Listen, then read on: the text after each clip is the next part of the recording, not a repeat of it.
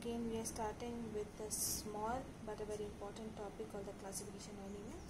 Anemia can be classified based on the cause, what are the cause, or based on the morphology. Okay, so anemia means there is reduced hemoglobin in the RBCs. So this means there are some problems that are happening either in the RBC formation or in the size of the cells of the RBCs.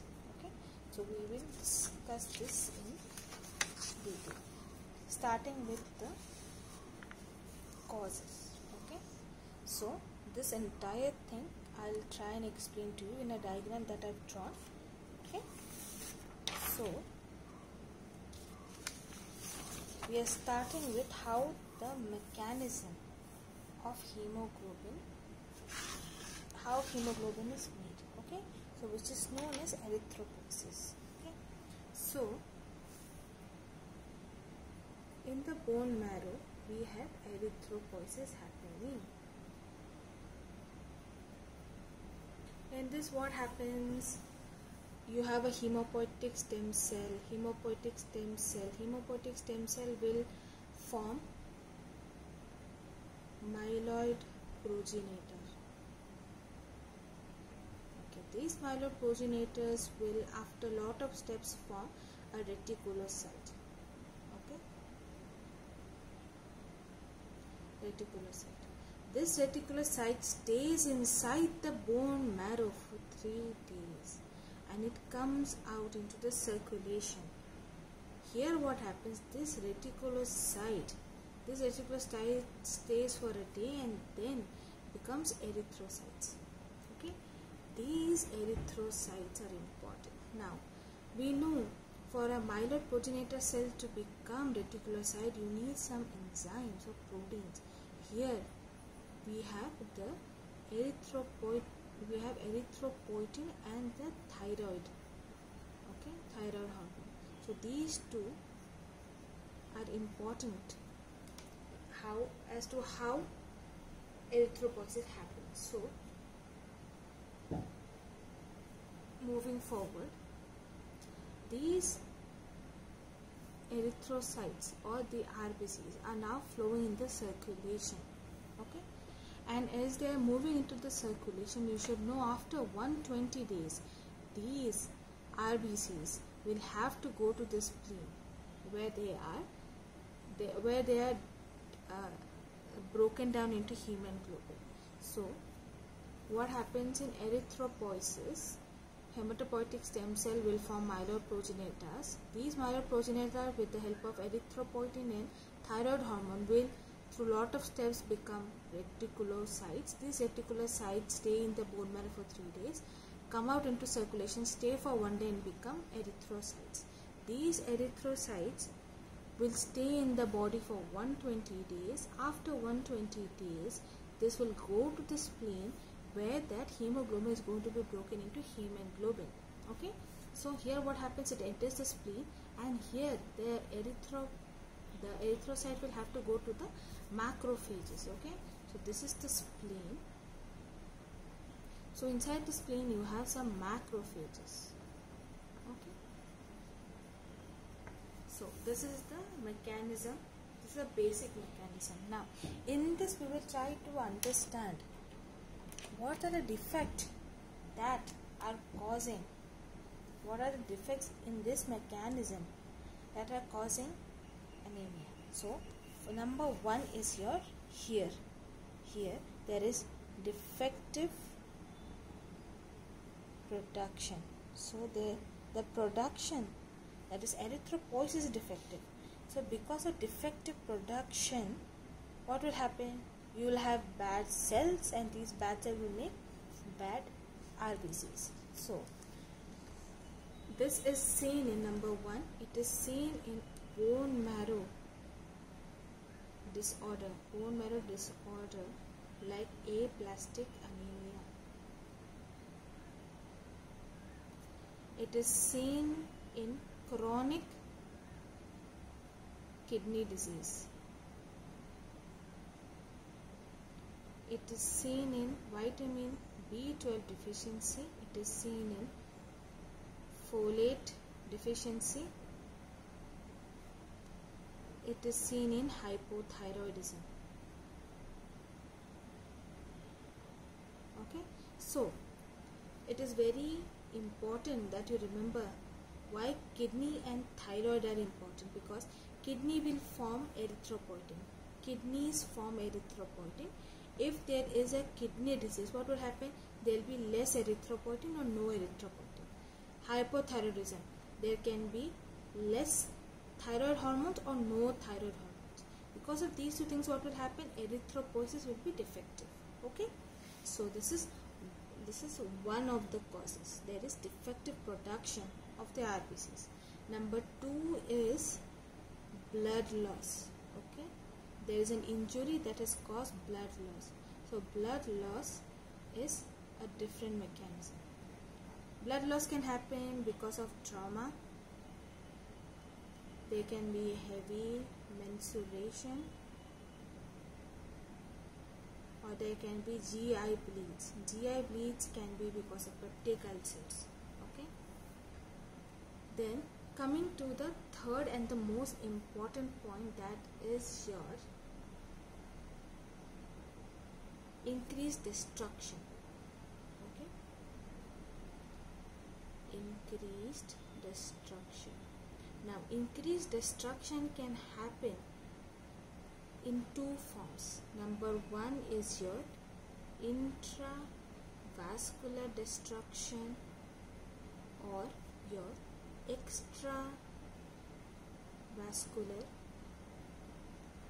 extravascular destruction. Okay, so intravascular destruction means inside the blood vessel itself, the red blood cells have started fragmenting. They have started breaking up. Okay, so this fragmentation that happens inside the blood vessel, okay, this fragmentation is known as intravascular destruction. This is seen in disseminated intravascular diseases. It is seen in thrombocytic thrombopenic purpura. Okay, it is also seen in hereditary uremic syndrome. Okay, so these full forms I will be giving it to you, but here I am giving short forms. Okay, then another cause of increased destruction is when these red blood cells go to the spleen. Okay, here what can happen is, if in case lot of RBCs have entered, and because of this, what will happen? The spleen is working more, so the spleen size will increase. So in extravascular destruction, there is hypersplenism. Hypersplenism is one cause.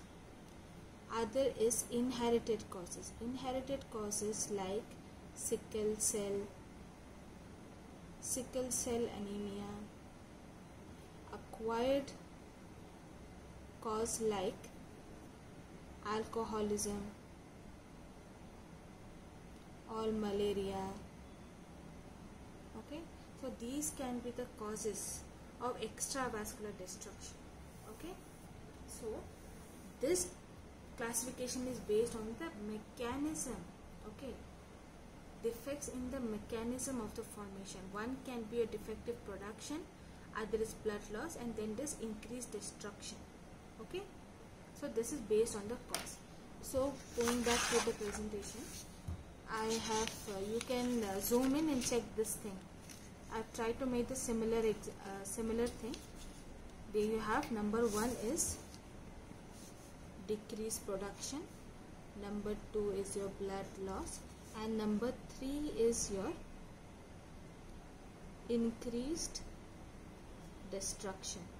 Okay, increased destruction is divided into intravascular and extravascular destructions. Okay, so here this thing I have elaborated over here. Decreased production. This is as per Harsh Mohan. Okay, So the one that I've explained to you is very easy to remember. The one in Harsh Mohan is very elaborate, it is very long. Whichever you wish you can take up. Okay. So decreased production. Decreased production can be because there is defective cytoplasm, there is defective nuclear formation, defect in the stem cell, there can be chronic disorder, there can be bone marrow infiltration, there can be congenital anemia. If there is defective cytoplasm, what happens? The heme, if it is because of the heme component, you can have iron deficiency anemia. Because of globin, you can have thalassemia. If there is a defective nuclear maturation, this happens when you don't have vitamin B12 or folic acid. These two are required for the nucleus that is there in these. Remember, I had told you about the erythroblast. These erythroblast cells have nucleus. So these nucleus will have to mature, and for that we need vitamin B12 and folic acid. Then next is defect in the stem cell. This is seen in aplastic anemia. Then anemia of chronic disorder. What do you mean by anemia of chronic disorder? Someone who has a very long standing disease like TB or AIDS. In this, what happens? Immunity falls down. Because the immunity falls down, the body's process of making erythropoiesis also comes down. So anemia occurs in chronic disorders. Bone marrow infiltrates, like in tumors, in cancers. Congenital anemia. The babies are born with anemia. Okay. Then second is blood loss. Blood loss can be due to acute hemorrhagic, that is due to accidents. It can be due to chronic blood loss, like GI bleeds. Okay. So increased destruction is seen extrinsic or extrinsic, that is intravascular or extravascular. Okay.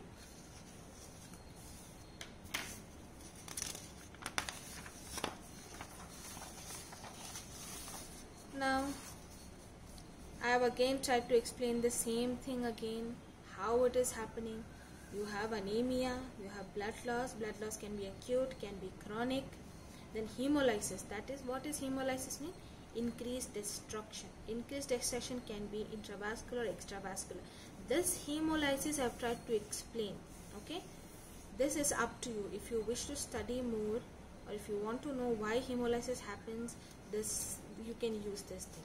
So some important points you have to remember is hemolysis, when it is intravascular, it can be hereditary or acquired. Okay, so important things I am taking. Hemolysis when intravascular, it can be hereditary or acquired. In hereditary, it can be sickle cell anemia or spirocytosis. In acquired, it is peroxisomal nocturnal hemoglobinuria, that is PNH. Always write full form, no short forms. Okay, so these things you remember. When it is extracellular, in extracellular, it can be because of an antibody, it can be because of mechanical trauma, it can be because of infection from toxins or chemical injury. If it is antibody mediated where you will see in cases of SLE. Okay, you will see in cases of blood transfusion reactions. Okay, so remember these 2 points. Okay, mechanical trauma means, what is mechanical trauma? When you have an artificial valve. A lot of people who have stents in their heart. Why stents are there? The arteries that supply to the heart vessels, if they get blocked because of atherosclerotic changes, in that what happens, that blood vessel will not work. So in that we'll put a different valve. Okay, we'll put a different stent. And what is valve? You know, if you see the heart, you have lot of tricuspid, bicuspid valve. If in case the valves become bad, we will try to replace this valve by mechanical valves. Because of mechanical valves also you can have hemolysis. Okay. Then infections like malaria, chemical injury like lead poisoning, and toxins like snake. Because of these also hemolysis can happen. Hemolysis is increased destruction. Okay. Then decreased production. It can be because of iron deficiency anemia, folic acid, vitamin B12. It can be because of erythropoietin deficiency like renal failure or chronic disease. It can be because of aplastic anemia. There can be some bone tumors and infections like parvo or chronic virus. Just remember these important points. Any elaboration you can use. Okay. Why I have given you different options? Because pathology is a very lengthy, important topic, and lot of authors have their own suggestions as to what is important. So I've given you multiple options. You can choose whatever you want. Okay. Now based on morphology. We have finished one half. We have finished one half of the classification. We have finished this. Okay. Now we are coming to based on morphology. Based on morphology, that is based on size. RBCs can be normocytic, normochromic, means they are normal. Normocytic means normal shape. Normochromic means normal color. Okay. Microcytic hypochromic means small size and less color. Macrocytic hyperchromic means large cell and lot of color, means lot of heme. Okay. So based on these sizes also we can define anemia. How we can define anemia? Anemia, again we are coming back to this processes. Now I'll try to make a small classification over here. Now based on size we'll have to compare the hemoglobin value and the MCH, that is mean corpuscular volume. Okay, so now we are dividing into three topics. If in case the mean here hemoglobin is less, here the MCV value is less, that is less than 80 femtoliters. Here MCV value is 80 to 100 femtoliters. Here MCV value is more than 100 femtoliters. When it is less, it is known as microcytic anemia. Here with 80 to 100, this is known as normocytic anemia. When it is more, it is known as macrocytic anemia. Macrocytic anemia, in here what happens, the RBC cells are small. Why RBC cells are small? Because RBC cells are small because there is no hemoglobin. The cells are also small. This is seen in iron deficiency anemia. Okay, iron deficiency anemia we can see in thalassemia, and we can see in inflammation. In chronic inflammation also you can see microcytic anemia, means small cell. Okay, then normocytic anemia. This normocytic anemia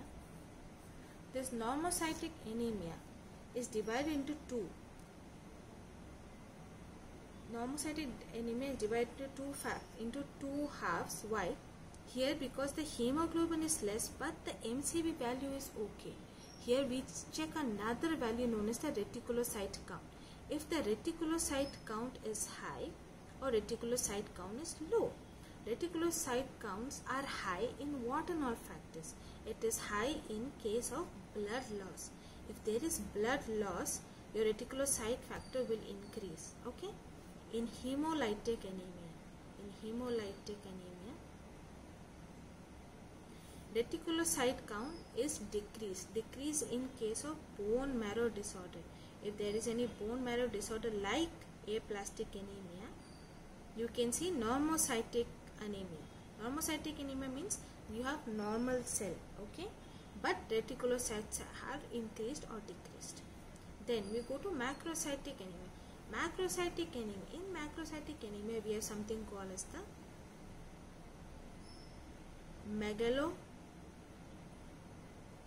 megaloblastic anemia and non-megaloblastic anemia.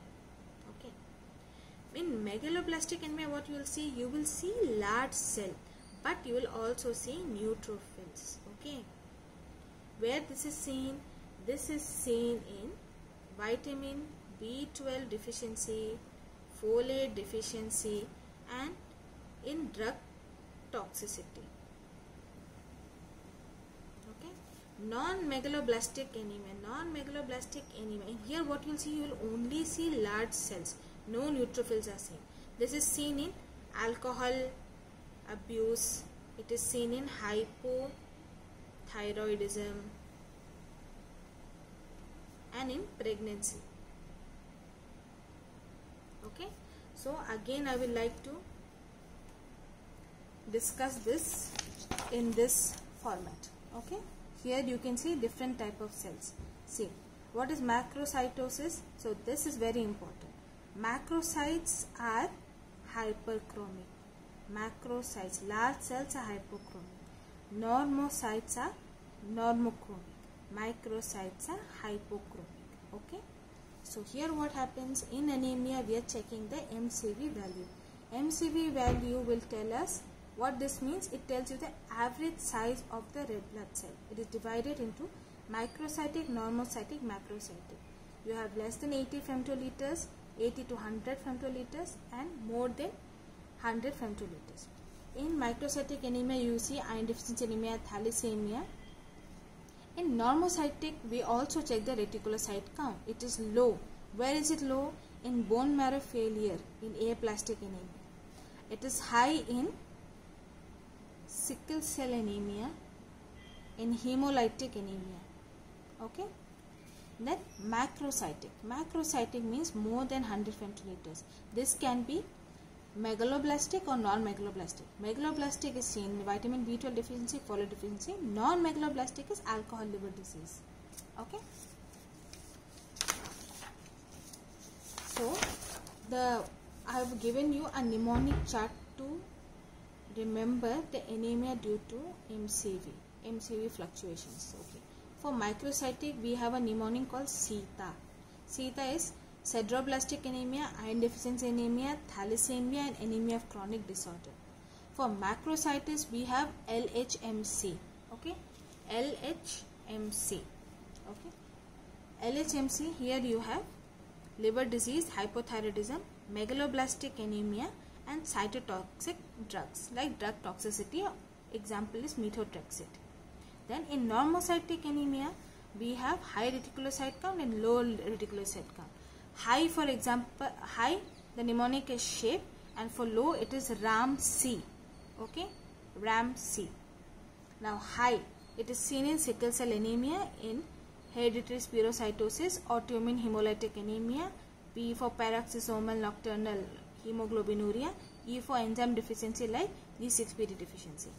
Low reticulocyte count, RAM-C, you have renal failure, anemia of chronic disease, myelofibrosis, C.